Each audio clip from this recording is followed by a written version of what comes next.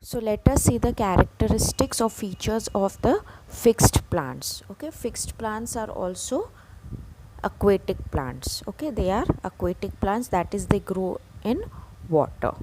So fixed plants, they have their stems fixed to the water bed. Okay, their stems are fixed in the water bed. Then their roots are hollow with air spaces. They have air spaces in the roots. They are hollow and also they are very light weighted and extended down to the bottom of the water body, that is pond or river, wherever they grow.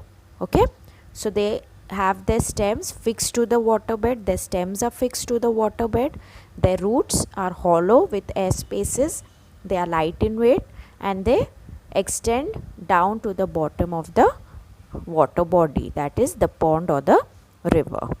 Then their leaves float on water. Their stems and root are inside the water, but the leaves, they float on the surface of the water.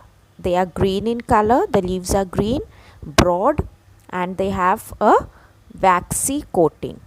Okay, waxy, we all know what is a wax. Okay, so they are wax coated, they are waxy. Now, why they are waxy, the leaves? So that the water does not stick to them.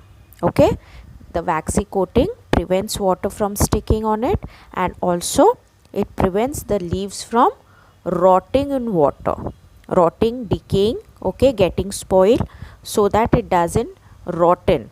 So to prevent the rotting or to rotten in water, there is a waxy coating on the leaves. Now leaves also have pores on it on the upper side. Now what does this pores help in? This helps the plant to breathe. Okay, so the pores present on the upper side of the leaves help the plant to breathe. Also, lotus, if we see the examples, lotus and water lily, they are the common examples of fixed aquatic plants. Okay, so some of the features of fixed aquatic plants. First of all, fixed aquatic plants, they are the plants which are fixed.